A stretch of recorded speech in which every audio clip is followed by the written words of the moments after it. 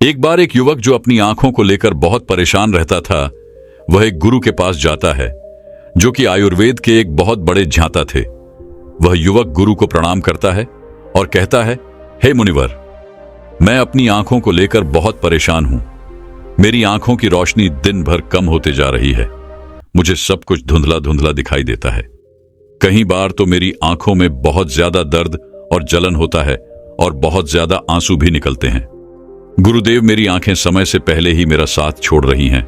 कृपया करके आप मुझे कोई ऐसा समाधान बताइए जिससे मैं अपनी आंखों की रोशनी को फिर से प्राप्त कर सकूं और आंखों की इन सभी समस्याओं से हमेशा हमेशा के लिए छुटकारा पा सकूं।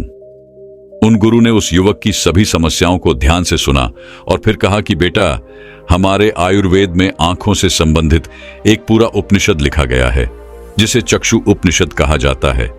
इसके अलावा हमारे महर्षि वाग्भट ने आंखों के इलाज से संबंधित कई उपाय बताए हैं, कई नियम बताए हैं, जिसमें कुछ प्रमुख नियमों के बारे में आज मैं तुम्हें बताता हूं। और इसके साथ ही आज मैं तुम्हें एक ऐसे चूर्ण के बारे में बताऊंगा जिसका 15 दिन उपयोग करने से ही आपकी आंखों की ज्योति जो है वह वापस लौट आएगी। और साथ में ही इन नियमों का पालन करने से सिर्फ कुछ ही हफ्तों में आपके आंखों की रोशनी में एक आश्चर्यचकित परिवर्तन होगा। आप खुद देखेंगे कि आपकी आंखों की रोशनी वापस लौट आएगी और आपको पहले से अधिक स्पष्ट दिखाई देगा। और अगर तुम लंबे समय तक इस चूर्ण का उपयोग करते हो और इन नियमों का पालन करते हो तो तुम्हारी आंखों की सभी समस्याएं, सभी बीमारियां जड़ से खत्म हो जाएंगी और तुम्हारी आंखें हमेशा के लिए स्वस्थ और दृष्टिकोण बनी रहेगी। फिर गुरु उस युवक से कहते हैं कि बेटा, सबसे पहले इन नियमों के बारे में जानते हैं। इसके बाद मैं तुम्हें उस चूर्ण के बारे में, उस चूर्ण की विधि के बारे में बताऊंगा और यह भी बताऊंगा कि तुम्हें उसे किस तरह से प्रयोग करना है। फिर गुरु उस युवक से कहते हैं कि बेटा, अब तुम्हें नियमों को ध्यान से सुनो। आंखों के उपचार के लिए आयुर्वेद का पहला नियम है, सुबह उठते ही बिना कुल्ला किए अपने मुंह की लार को आंखों पर लगाना है। तुम जैसे ही सुबह बिस्तर से उठते हो तो बिस्तर पर बैठे हुए ही अपने मुंह की लार को अपनी उंगली में लो और उसे अपनी आंखों की कोर में काजल की तरह लगाओ। यह बहुत ही रामबाण इलाज है।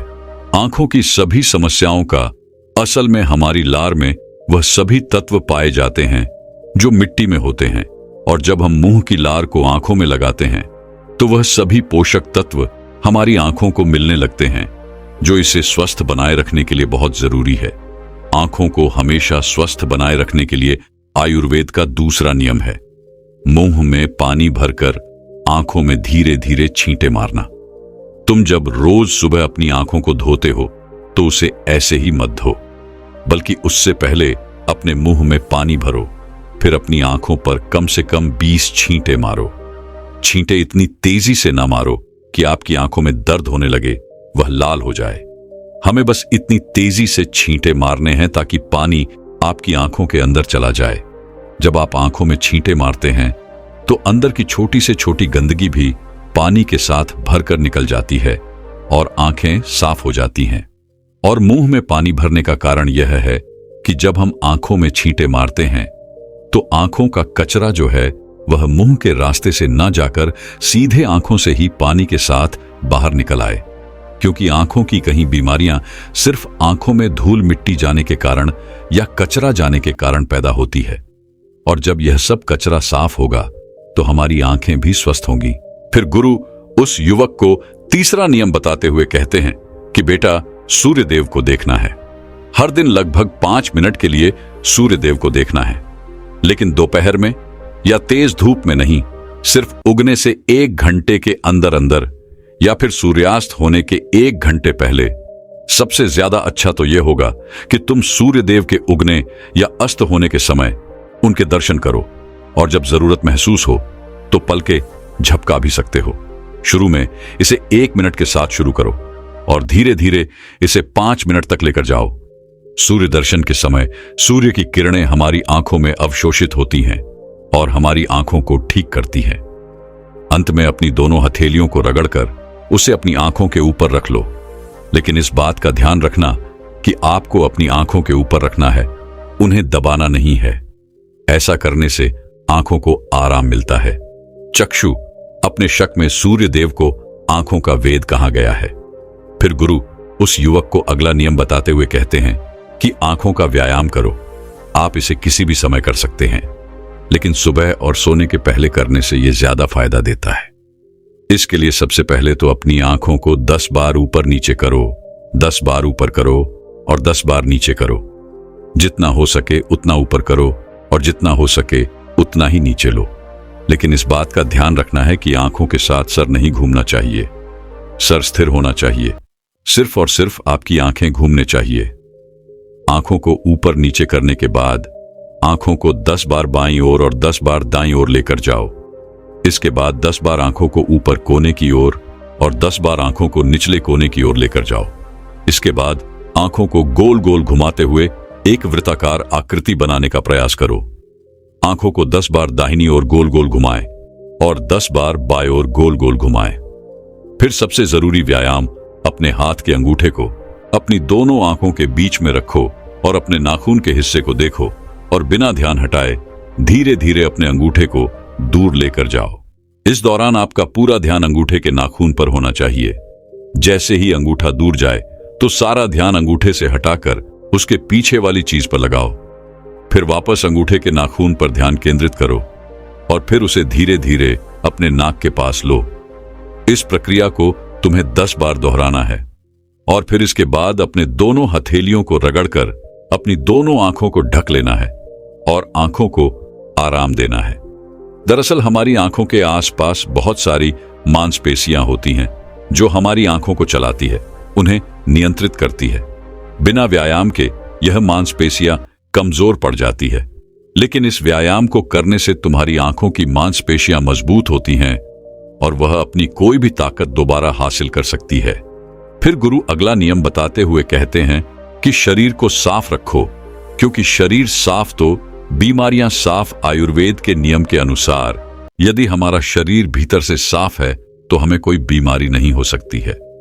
अगर हमारी आंतें साफ है और उनमें कोई भी पुराना भोजन जमा नहीं हुआ है तो हमारा पेट सुबह एक बार में ही साफ हो जाता। हमें कब्ज की समस्या कभी नहीं होती है, तो हमारा हर एक अंग स्वस्थ रहेगा और हमारी आंखें भी स्वस्थ रहेंगी। अपने शरीर को अंदर से स्वस्थ रखने के लिए तुम्हें रोज 16 घंटे का उपवास या फिर एक दिन 24 घंटे का उपवास करना चाहिए। फिर गुरु उसे आगे बताते हुए कहते हैं कि बेटा, अपनी आंखों को त्रिफला के जल से धो लो। त्रिफला एक बहुत ही प्रसिद्ध आयुर्वेदिक औषधि है। महान आशी वाग्भट ने त्रिफला को इंसानी शरीर के लिए अमृत तुल्य बताया है। त्रिफला जैसे ही उसका नाम है, यह 3 फलों से मिलकर बना है। पहला है आंवला, दूसरा है बहेड़ा और तीसरा है हरड़। को बनाते समय इन तीनों की मात्रा का ध्यान रखना बहुत आवश्यक है। त्रिफला बनाने के लिए आंवला, बहेड़ा और हरड़ का अनुपात 1 अनुपात 2 अनुपात और 3 अनुपात होना चाहिए। यानी आंवला 3 गुना, बहेड़ा 2 गुना और हरड़ 1 गुना होनी चाहिए। इन तीनों को सुखाकर इनके बीज निकालकर इसे अच्छे से पीस कर मिला लीजिए। इस तरह से त्रिफला का चूर्ण तैयार हो जाता है।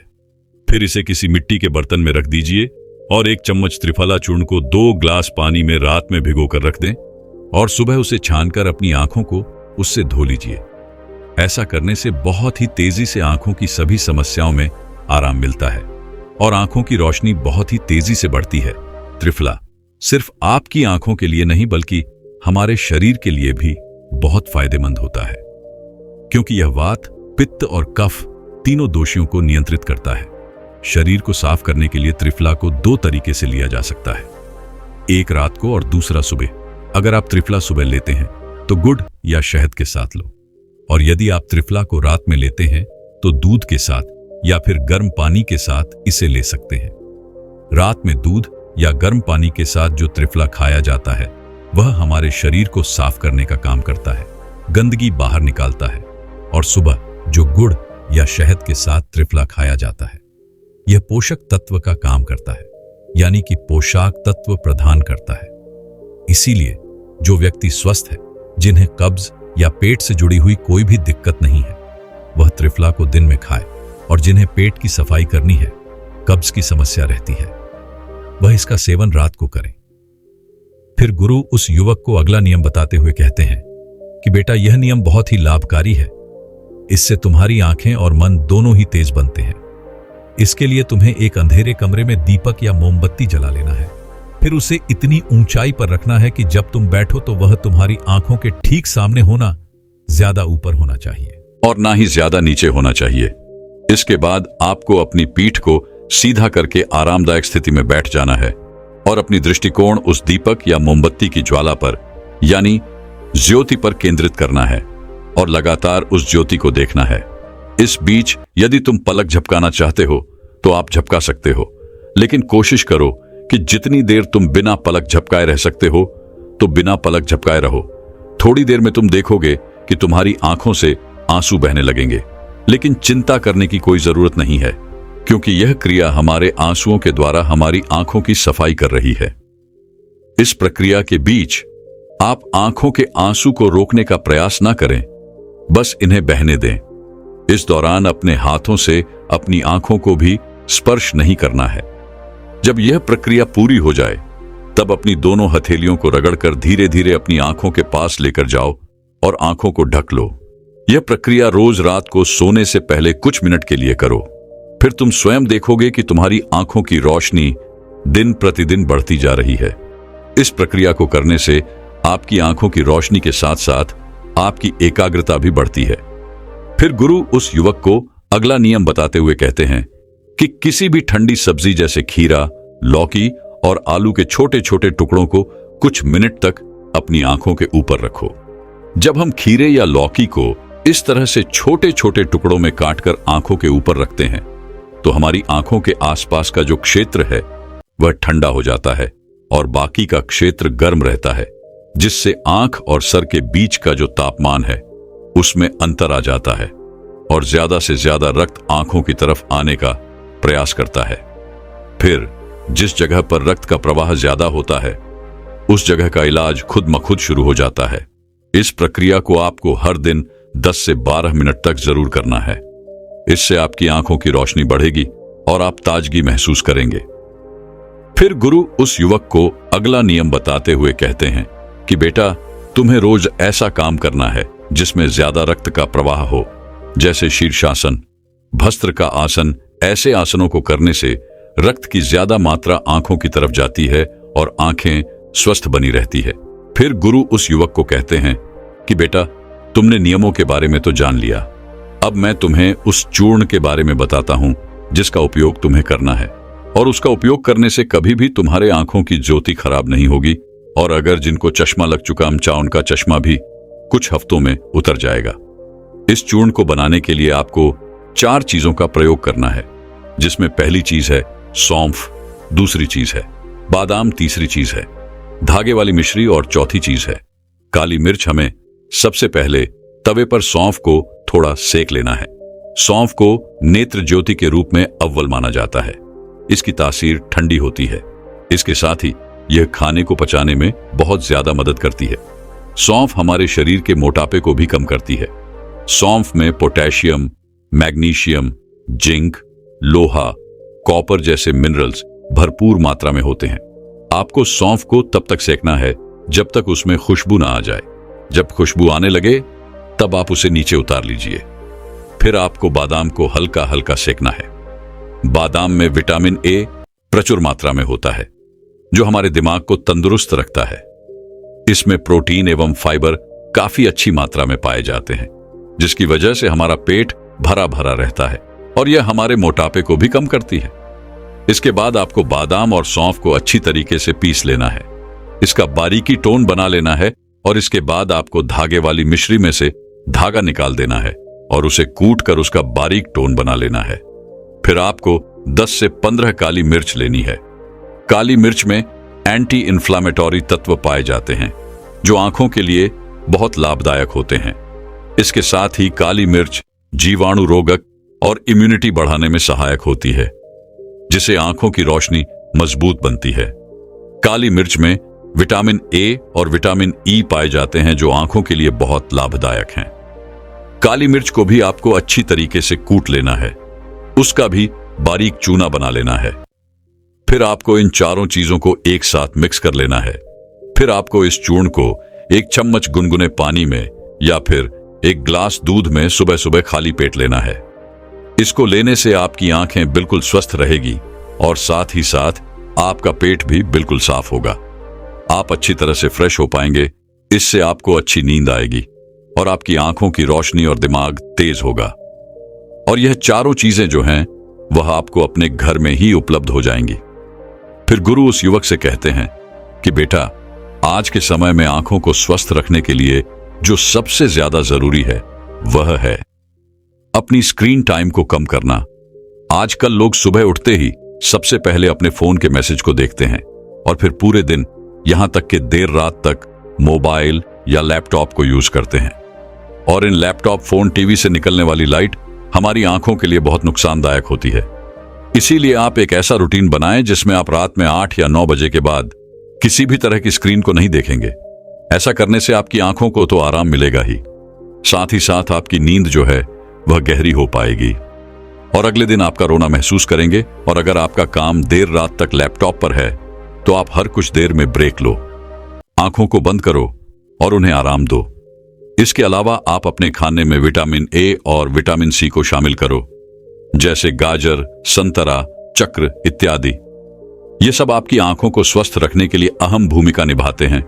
एक बार एक आयुर्वेदिक गुरु जी के पास एक लड़का आता है और वह उन गुरु से कहता है कि हे गुरुवर, मेरा पाचन तंत्र सही नहीं रहता है। मैं जो कुछ भी खाता हूं वह मुझे हजम नहीं होता है। इसकी वजह से मुझे गैस की समस्या बनी रहती है। मुझे ऐसे लगता है कि जैसे मेरा पेट तो भरा भरा रहता है। पेट भरा भरा महसूस होने के कारण मुझे भूख भी बहुत कम लगती है। मेरे चेहरे पर दाग धब्बे रहते हैं। मुझे कब्ज की समस्या रहती है और मेरा पेट खुलकर साफ भी नहीं हो पाता है। गुरुदेव, मैंने इसके लिए बहुत सारी दवाइयां ली हैं, लेकिन फिर भी मुझे कोई आराम नहीं मिला। इसीलिए गुरुदेव, आप मेरी समस्या का हल मुझे बताएं। इसके बाद गुरु उस लड़के को कहते हैं कि जो भी तुमने मुझे अपनी समस्या बताई है वह सब तुम्हारे खाने के न पचने के कारण हुई है। इसलिए तुम यह समझो कि तुम्हें अपने खाने को पचाने के लिए करना क्या होगा और वह क्या उपाय हैं जो तुम्हें करने होंगे ताकि तुम्हारा पाचन तंत्र जो है वह मजबूत बन सके। और मैं तुम्हें आज 5 ऐसी आयुर्वेदिक औषधियां भी बताऊंगा जिनका उपयोग करने से तुम्हारा पाचन तंत्र मजबूत हो जाएगा और तुम्हारे खाने का कण कण पचेगा।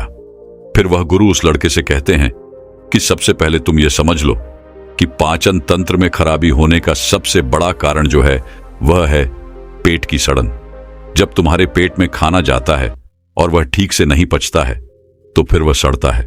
और आपके पेट की समस्याओं का सबसे बड़ा कारण भी यही है। जब खाना पेट में जाकर पचने की जगह सड़ता है तो इससे ही आपको गैस की समस्या, एसिडिटी, भारीपन की समस्या होती है और आपको भूख लगना कम हो जाती है। इसके बाद गुरुजी कहते हैं कि अब सवाल यह उठता है कि आखिर खाना पचने की जगह क्यों जाता है। तो इसका कारण है आपकी मंदाकिनी। देखो, ध्यान से सुनो बेटा, आपके पेट में एक अग्नि होती है जिसे जठराग्नि कहते हैं। जब आपका खाना पेट में जाता है तो यह अग्नि उस खाने को पचाने का काम करती है। जब यह अग्नि धीमी हो जाती है तो आपका खाना पचने की जगह सड़ता रहता है। अब यह अग्नि जो है वह मंद क्यों होती है, तो इसको समझने के लिए आपको आयुर्वेद के 4 नियमों को समझ लेना बहुत जरूरी है। अगर इन 4 नियम के हिसाब से आप अपनी जीवन शैली और अपने खान पान में परिवर्तन कर लेते हैं तो आपके पाचन की समस्याओं में से 90% समस्याओं का हल तो हो ही जाएगा। चाहे फिर आपको कॉन्स्टिपेशन की समस्या हो, लूज मोशन की समस्या हो या फिर कोई भी पेट से संबंधित विकार हो। वह गुरु उस लड़के को पहला नियम बताते हुए कहते हैं, अशुभ आहार। हमारे आयुर्वेद में कहा गया है कि आप भोजन को पकने के 3 घंटे के अंदर अंदर उसे खा लें और ज्यादा से ज्यादा आप 5 घंटे के अंदर उसे खा लें। लेकिन अगर भोजन को पकाए हुए 5 घंटे से ज्यादा हो गया है तो आप उस भोजन को ना खाएं, क्योंकि ऐसा भोजन जठराग्नि पर दबाव डालता है जिसको पचाना थोड़ा सा मुश्किल हो जाता है और आप बाजार से डिब्बा बंद चीजें लेकर आते हैं, उनको खाते हैं। वह चीजें तो कहीं महीनों और कहीं साल पुरानी होती है और आप उन्हें बड़े मजे से खाते हैं। 3 से 5 घंटे के बाद का खाना खाना भी हानिकारक होता है। वह खाना भी खाने के लायक नहीं होता है। और आप 1 साल पुरानी, 2 साल पुरानी चीजें जो डिब्बों में बंद होती हैं, उन्हें बड़े चाव से खाते हैं। क्या वह चीजें आपके शरीर पर गलत प्रभाव नहीं डालती है? डिब्बा बंद चीजों में केमिकल डाले जाते हैं। वह केमिकल इन चीजों की वैधता तो बढ़ा देते हैं, लेकिन आपके स्वास्थ्य पर बहुत बुरा असर डालते हैं। और दूसरी ओर जंक फूड, फास्ट फूड जैसे पिज्जा, चाउमीन आदि स्वाद के चक्कर में आप खाते हैं, मीठी मीठी मिठाइयां खाते हैं। इनको भी आपको त्यागना होगा। आपकी जठराग्नि की एक सीमित मात्रा होती है कि वह इस तरह का भोजन और इतना ही भोजन पचा सकती है। जब आप अपने पाचन तंत्र पर ज्यादा दबाव डालते हैं तो आपको मंदाग्नि की समस्या हो जाती है। फिर इसके बाद आप जो भी खाते हैं वह पचने की जगह सड़ता है। फिर गुरु उस लड़के को दूसरा नियम बताते हुए कहते हैं कि भोजन सीमित मात्रा में ग्रहण करें।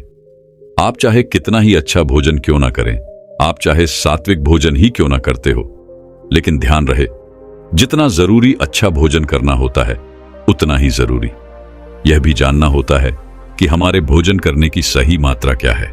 कहने का मतलब है कि ज्यादा भोजन भी आपको नुकसान कर सकता है, फिर चाहे वह कितना ही अच्छा भोजन क्यों ना हो। इसको समझने के लिए आप इस उदाहरण से समझें। जैसे आप अग्नि में थोड़ा थोड़ा घी डालते हैं तो अग्नि जलती रहती है, लेकिन वहीं पर अगर आप उसमें एकदम से बहुत सारा घी डाल दें तो क्या अग्नि जलेगी? नहीं। न ज्यादा घी डालने से, एकदम ज्यादा घी डालने से वह अग्नि बुझ जाएगी। वैसे ही अगर आप ज्यादा भोजन ग्रहण करेंगे तो इससे आपके पाचन तंत्र पर बहुत ही बुरा असर पड़ेगा। आपका पाचन तंत्र उसे पचा नहीं पाएगा और वह खाना जाकर आपके पेट में सड़ता रहेगा। फिर वह गुरु उस लड़के को तीसरा नियम बताते हुए कहते हैं, सही भोजन और सही मात्रा में भोजन खाने के साथ साथ यह भी जानना जरूरी है कि भोजन को खाने का सही समय क्या है। आप सुबह के समय नाश्ता खाएं, जिसमें आप फल सब्जियां आदि खा सकते हैं, या फिर आप जूस पी सकते हैं। इसके बाद दोपहर में आप खाना खा सकते हैं। उसका सही समय 12 से 1 बजे के बीच होता है। इसके बाद आपको शाम का खाना जो है वह थोड़ा जल्दी खाना होगा, जैसे कि आप शाम का खाना 6 से 7 बजे के बीच खा लें। और शाम का खाना खाना आपको बिल्कुल हल्का खाना चाहिए। मगर लोग शाम को खाना एक तो देर से भी खाते हैं और दूसरा हल्का भोजन खाने की जगह भारी भोजन खाते हैं, फिर सीधा सोने चले जाते हैं, जिससे पाचन तंत्र मंद हो जाता है और खाना पचने की जगह सड़ने लगता है। इसीलिए शाम का खाना शाम ढलते ही खा लेना चाहिए और खाना खाते ही बिस्तर नहीं पकड़ना चाहिए।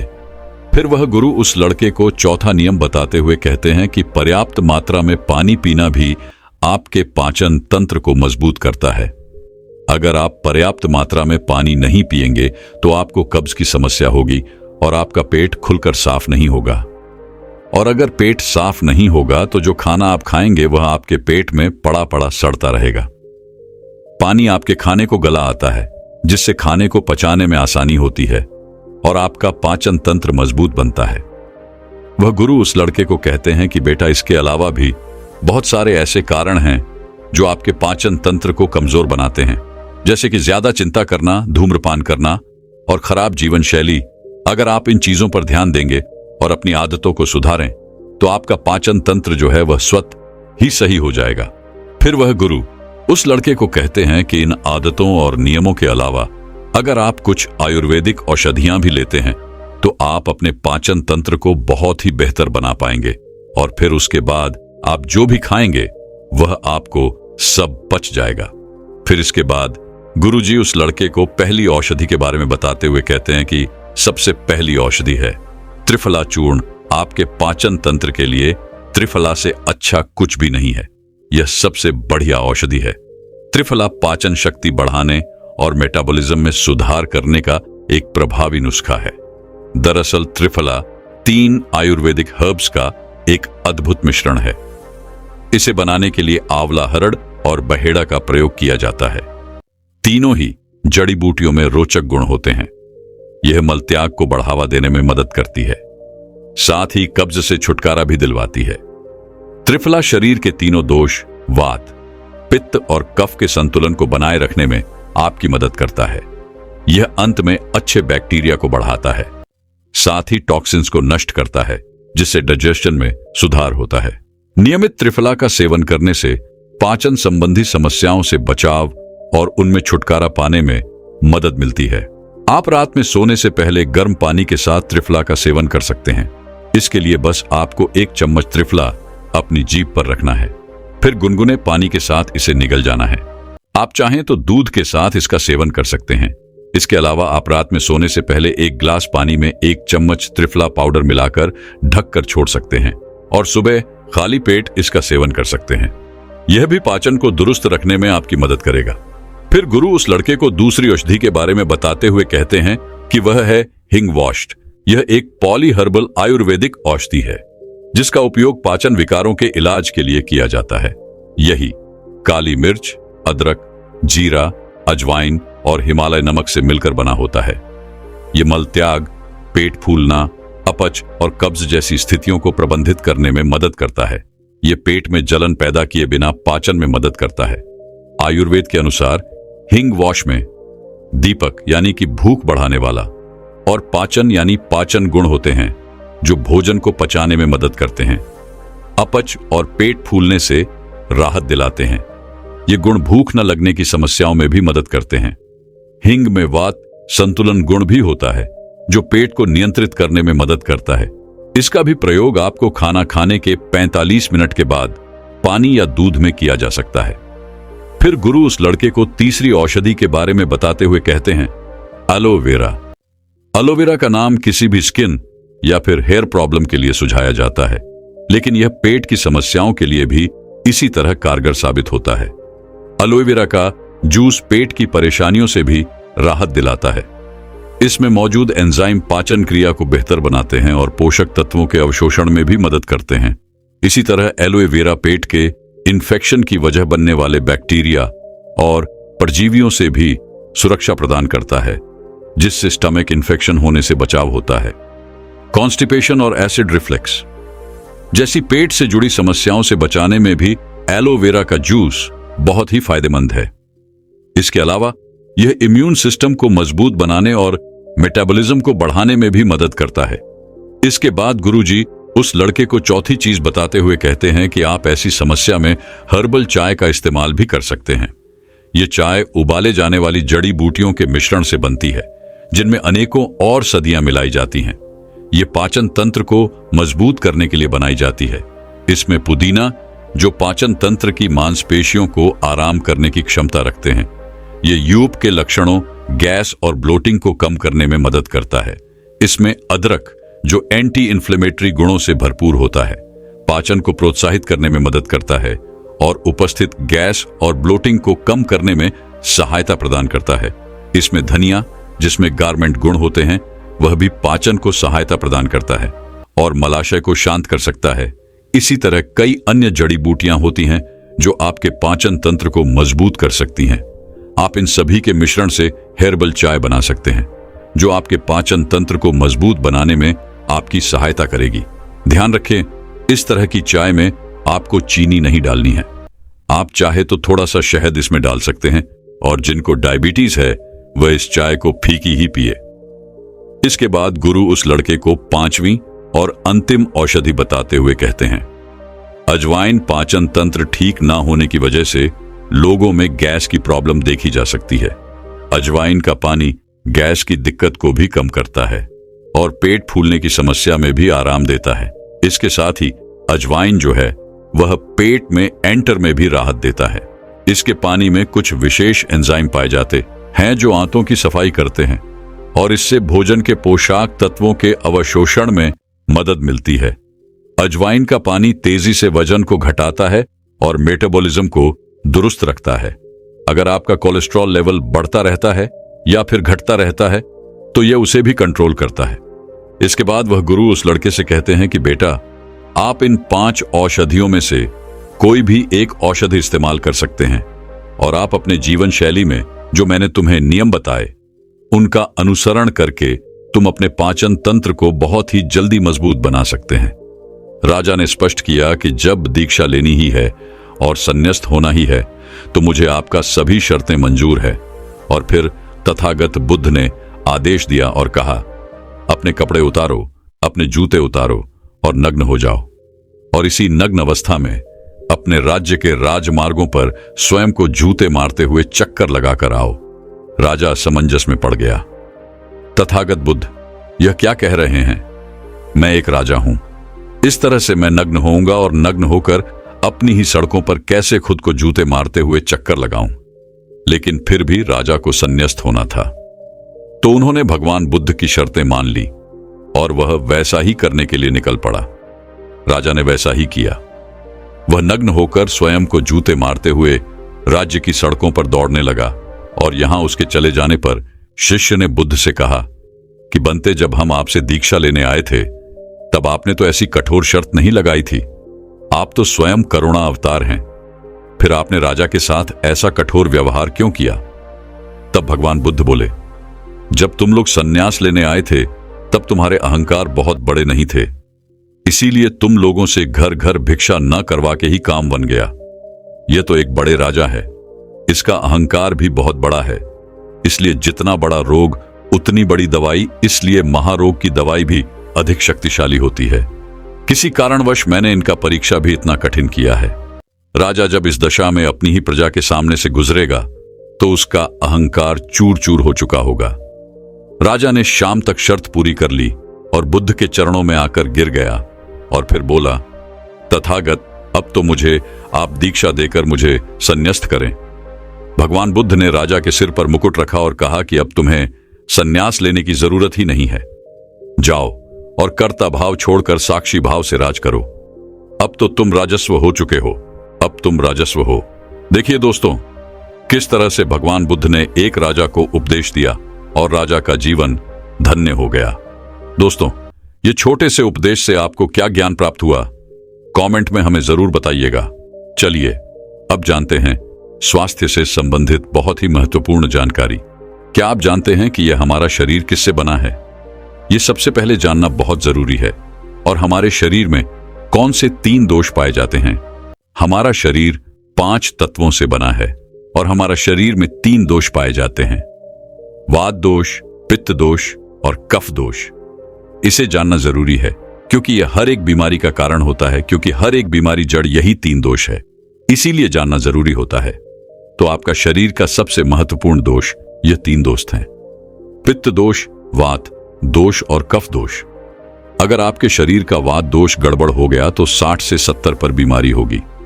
अगर आपके शरीर का पित्त दोष गड़बड़ हो गया तो आपके शरीर में 15 से 20 पर बीमारियां होती हैं। और यदि आपके शरीर का कफ दोष गड़बड़ हो गया तो 5 से 10 पर बीमारी होती है। अब इस तीनों प्रवृत्ति हमारे शरीर में कब से कब तक रहती है? जब हम जन्म से बाल्य अवस्था में रहते हैं, यानी जब हमारा जन्म होता है और 14 साल की उम्र तक हमारे शरीर में कॉफ प्रवृत्ति ज्यादा होती है। इस समय कॉग ज्यादा बनता है। यह प्रकृति की देन है। कॉफ इसलिए बनता है क्योंकि हमारा शरीर ग्रो करता है। कॉफ बनना जरूरी है क्योंकि यह कॉफ हमारे शरीर के बहुत ही महत्वपूर्ण अंग है। बस हमें यह ध्यान देना है। हम अपने बच्चों को ऐसी कोई चीज नहीं देना है जिससे उनका कॉफ और बढ़ जाए, क्योंकि बच्चे उस समय कुछ नहीं जानते। माता पिता को जागरूक होना होगा। बस हमें अपने बच्चे को कुछ भी ऐसे चीज नहीं देना है जिससे उसका कफ और बढ़ जाए। कॉफ बनाने वाली चीजें हमें उन्हें नहीं खिलाना है, नहीं तो क्या होगा?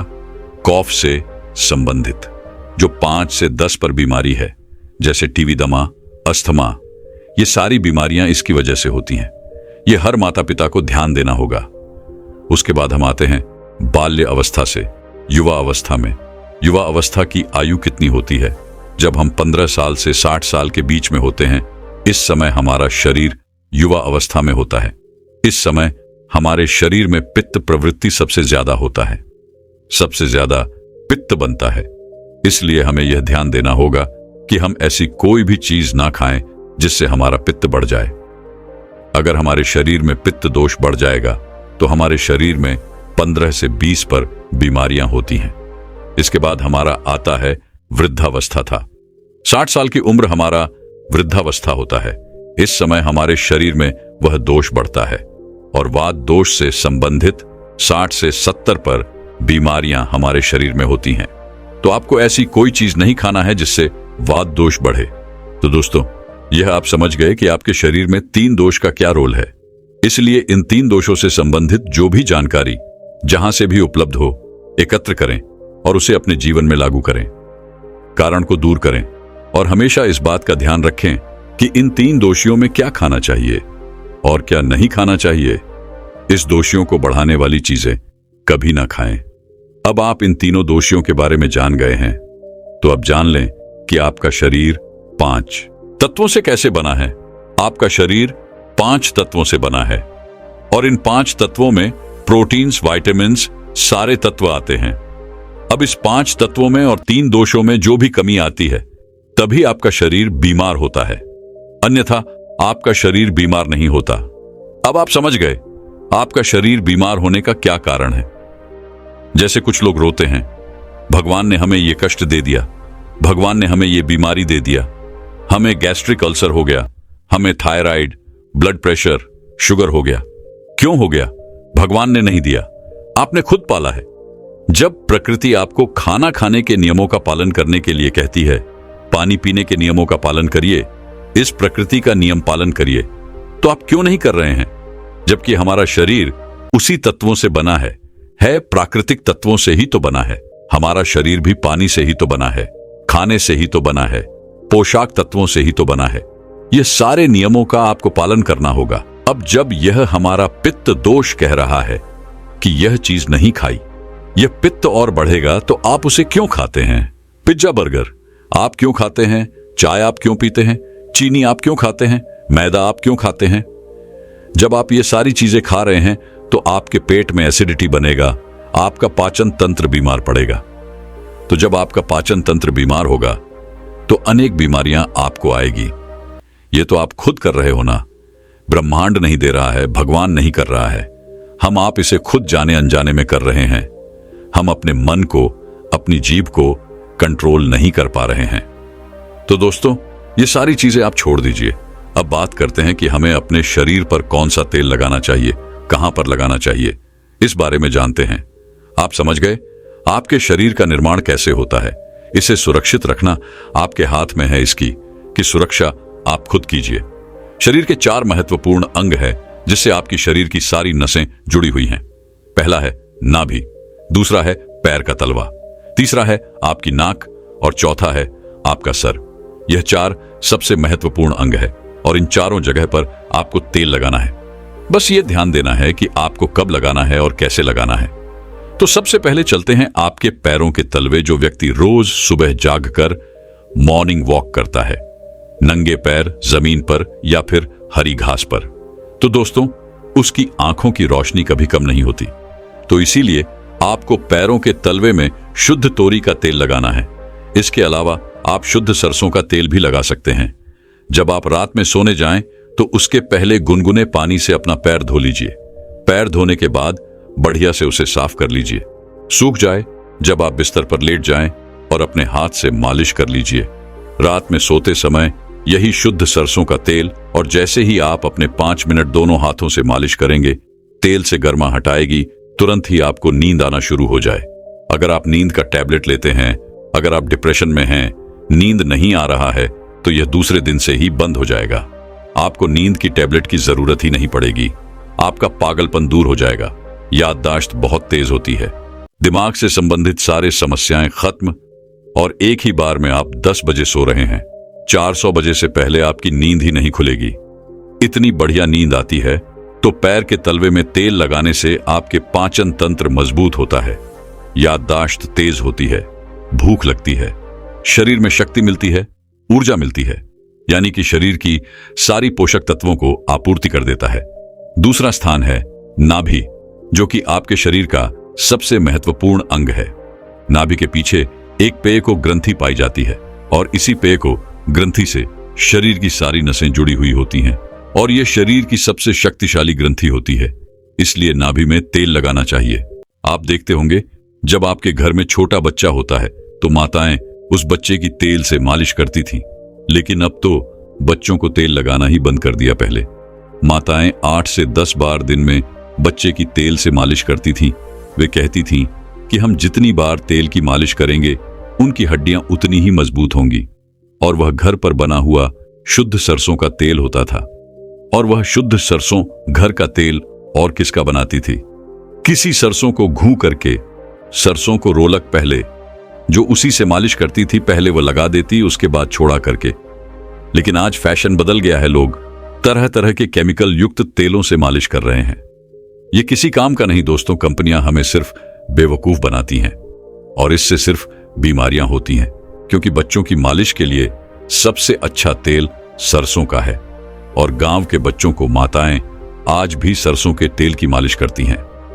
दोस्तों, मैं उम्मीद करता हूं कि यह कहानी सुनने से आपके जीवन में अच्छे बदलाव आए होंगे। आपको इस वीडियो से क्या सीखने मिला, ये कमेंट करके जरूर बताएं और अपने परिवार, स्विंगल दोस्त या आपके करीब इंसान के साथ ये कहानी शेयर करके उन्हें भी इस जनान से परिचित करवाए। बाकी अगर आपको ये वीडियो दिल से अच्छी लगी हो तो ही इस वीडियो को लाइक कर देना, और आपने अब तक इस चैनल को सब्सक्राइब न किया हो तो चैनल को सब्सक्राइब भी जरूर कर देना। आपका हर दिन शुभ हो और खुशियों से आपका जीवन भरा रहे। धन्यवाद। नमो बुद्धाय।